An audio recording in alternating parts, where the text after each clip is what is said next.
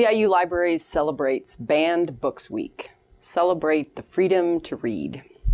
I will be reading from The Wizard of Oz by L. Frank Baum.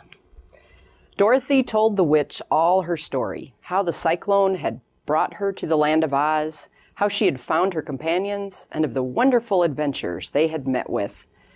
My greatest wish now, she added, is to get back to Kansas, for Aunt Em will surely think something dreadful has happened to me, and that will make her put on mourning, and unless the crops are better this year than they were last, I'm sure Uncle Henry cannot afford it.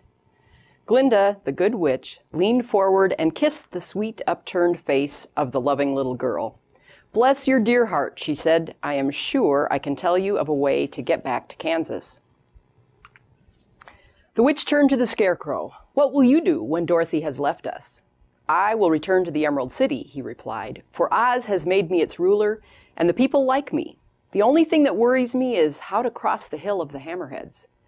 By means of the golden cap, I shall command the winged monkeys to carry you to the gates of the Emerald City, said Glinda, for it would be a shame to deprive the people of so wonderful a ruler.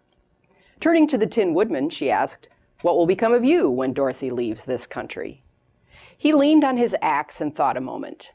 Then he said, the Winkies were very kind to me and wanted me to rule over them after the wicked witch died. I am fond of the Winkies, and if I could get back again to the country of the West, I should like nothing better than to rule over them forever. My second command to the winged monkeys, said Glinda, will be that they carry you safely to the land of the Winkies. Your brains may not be so large to look at as those of the Scarecrow, but you are really brighter than he is, when you are well polished, and I am sure you will rule the Winkies wisely and well. Then the witch looked at the big shaggy lion and asked, when Dorothy has returned to her own home, what will become of you? Over the hill of the Hammerheads, he answered, lies a grand old forest, and all the beasts that live there have made me their king. If I could only get back to this forest, I would pass my life very happily there.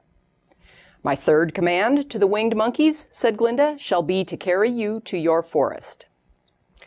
Dorothy exclaimed, you are certainly as good as you are beautiful, but you have not yet told me how to get back to Kansas. Your silver shoes will carry you over the desert, replied Glinda. If you had known their power, you could have gone back to your Aunt Em the very first day you came to this country. But then I should not have had my wonderful brains, cried the Scarecrow. I might have passed my whole life in the farmer's cornfield.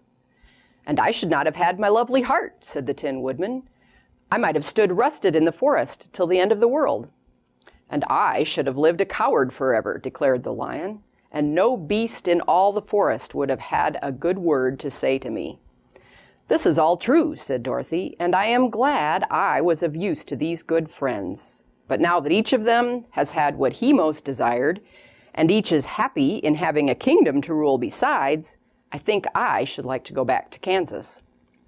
The silver shoes, said the good witch, have wonderful powers, and one of the most curious things about them is that they can carry you to any place in the world in 3 steps. All you have to do is knock the heels together 3 times and command the shoes to carry you wherever you wish to go.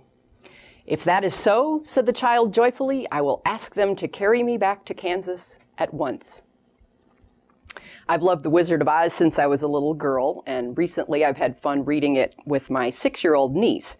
It has been banned by libraries all over for reasons including its perceived socialist values, it supports negativity or negativism, and the fact that witches are referred to as good. Celebrate the freedom to read.